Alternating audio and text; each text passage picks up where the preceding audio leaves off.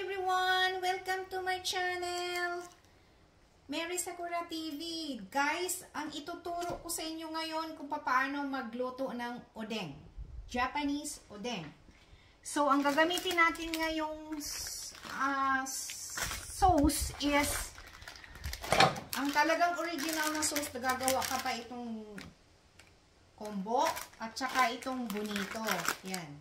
Kaso nga lang, meron na kasing itong Honda Shih Tzu is kompleto na siya. Ito na yung ingredients niya sa loob. So, hindi na kayo mahihirapan, hindi na tayo mahihirapan gagawa ng original. Kasi ito, haluan mo lang siya ng tubig. So, ngayon, ang una nating gagawin, ang mga ingredients natin ay meron tayong, ang udeng kasi marami mong ilalagay. Pwede kang maglagay ng sausage. Maglaga na kayo ng itlog. Tapos yung litid ng baka, ilaga nyo na. Ayan. Malambot na yan siya. Ngayon yung patatas. Palambutin nyo na rin yung patatas na ganito kalambot. Hindi masyadong malambot na lambot kasi ang udeng, ibababad natin yan, pakukuluan natin ng 40 to 1 hour. So, meron tayong radish, daikon, in Japanese.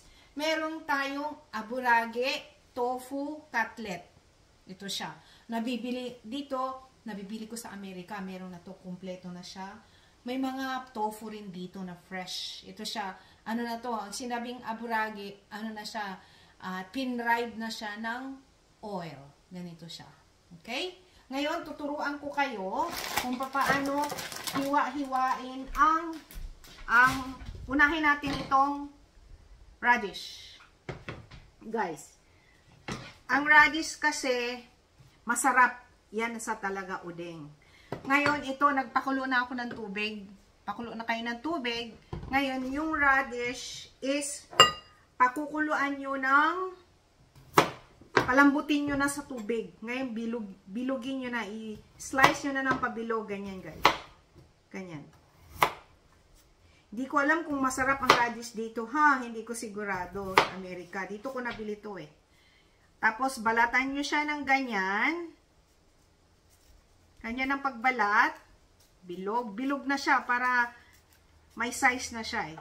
Ngayon, pakukuluan natin siya ng, ito siya, pakukuluan natin ng 15 minutes. Yan siya. Lahat. Para lumambot siya. Actually, 10 minutes, okay na siya. Malambot na siya. Pero wag naman masyadong malambot na malambot. Yan.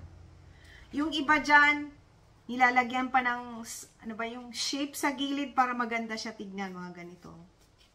Yan. Kasi sa Japan, mga Japanese, ginaganyan nila. Yung mga natitinda ba. Pero tayo naman kasi, lutong bahay. Yan ang gusto ko. Ang lutong bahay sa Japanese is fukuro no aji. Yan. Yan. Tapos, lagyan natin ng size sa gilid. Yan. Size sa gilid. Tapos, pakukuluan mo na yan siya. Palambutin mo na siya. So, kasi ako lang naman mag-isa, eh. Siguro, 1, 2, 3, 4, 5.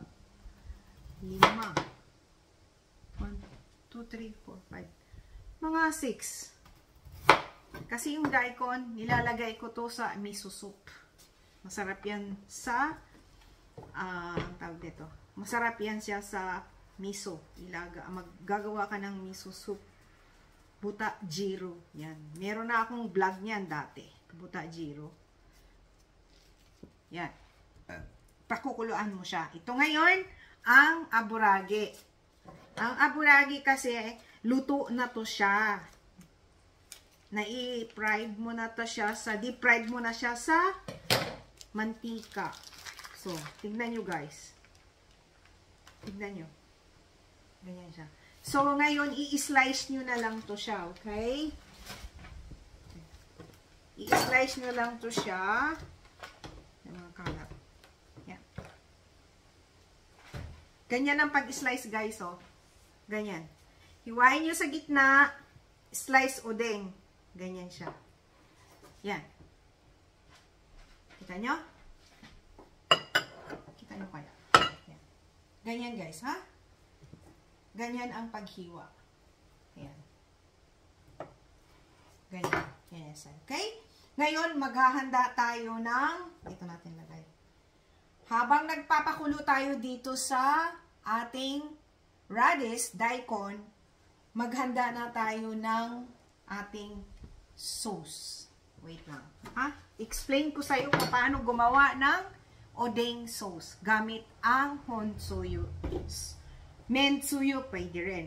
Ngayon, yung itong, ano ba yan? Itong beef na litid, pinalumbutan nyo na, ganyanin nyo na lang. Ituhog nyo sa stick. Yan. Para pag nagpakulo siya, buo. Hindi siya nagkakalat. Ganyan, guys. Okay? Makikita nyo naman siya kung paano ko gawin mamaya. Explain ko rin sa inyo. Masarap yan. Minsan yung iba, nilalagyan ng hot sausage. Ay, wala akong mabiling sausage na maliliit. Ang lalaki. Kaya, hindi na ako gumamit ng sausage. Yan. Ito. Yan. Itong ano natin, itong beef na litid, pinakuluan ko siya ng 1 oras. Pakuluan nyo sa ano ba to, yung luya, para mawatanggal yung langsa. Okay? Ngayon, habang mag-aantay tayo ng maluto ang ating daikon, ang ating radish, gagawa tayo ng sauce. Wait na. Ito na, guys. Ihanda ko na itong ating, gagawa na tayo ng sauce. Dito ko igagawa. Dito siya, sa frying pan. Ngayon, gamit ang itong honsuyu. Hondashi. Yan. Ang gagawin natin is cup ng tubig. 8 cup ng tubig. 2, 3, 4, 5.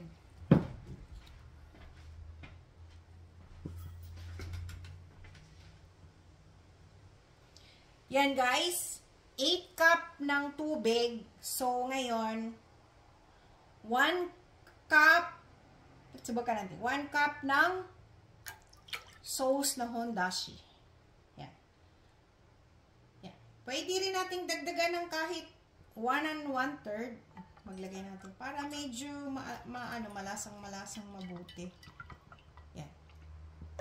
Yan. Ngayon yan, pakukuluin nyo yan ng mabuti, guys. Okay? Babalikan ko kayo. Alam nyo, guys, ang patatas na ginamit ko, ang potato na ginamit ko is tanim ko to. Ayan, o, tignan nyo.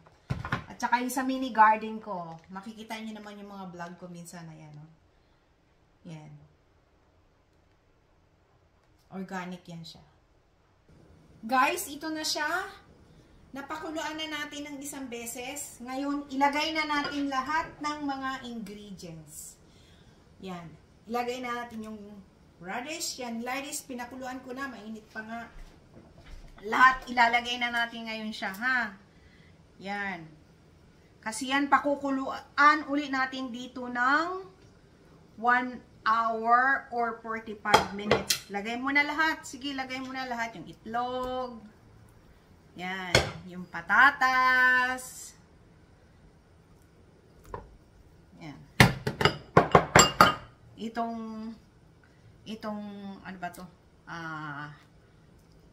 Fried tofu, aburage, at saka yung itong suji niko means litid ng baka. So, ayan, pakukuluan natin ito ng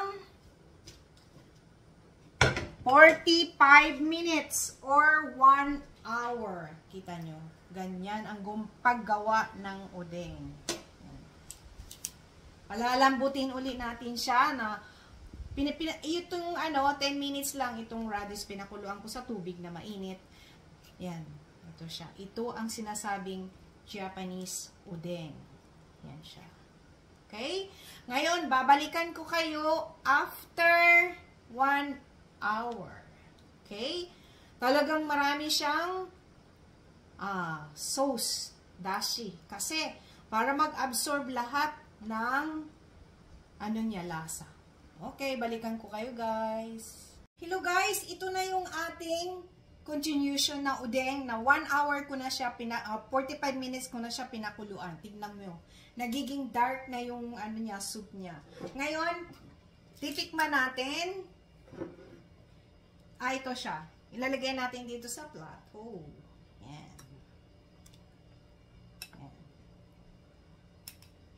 Ito ang itlog. Ay, tignan yung itlog, namumula na siya. O, patatas. At ito ang tofu. Fried tofu. Yan na siya. Yung iba dyan, nilalagyan nila ng chicken wings. Kahit anong ilagay yung gulay, pwede. Pakukuluan nyo lang. Yung ila, may kamaboko. Kamaboko means yung ano. Ayan o. Yan. Yan na siya guys. Ito na ang ating udeng. Titikman natin ngayon. Okay?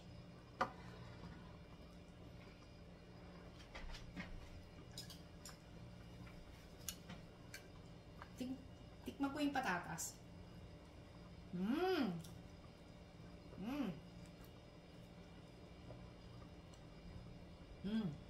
Sarap.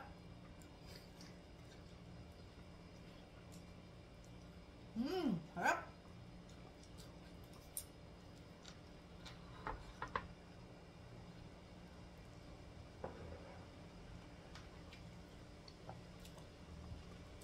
Masarap siya guys. Thank you for watching. Nga pala guys, kayo, kung gusto nyo ng kumpleto talaga, sa susunod magluluto ako ng kumpletong ingredients talaga. Okay? Thank you for watching. Tapos pag nagpakulo kayo, maganda tong udeng pag winter, malamig na kasi dito ngayon sa Amerika. Sa Japan, ano yan eh, pag sinabing udeng, malamig na eh.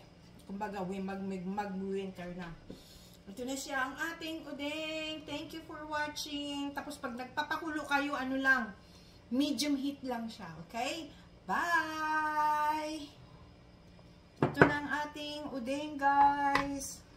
Look at that. Okay? Thanks for watching. Bye!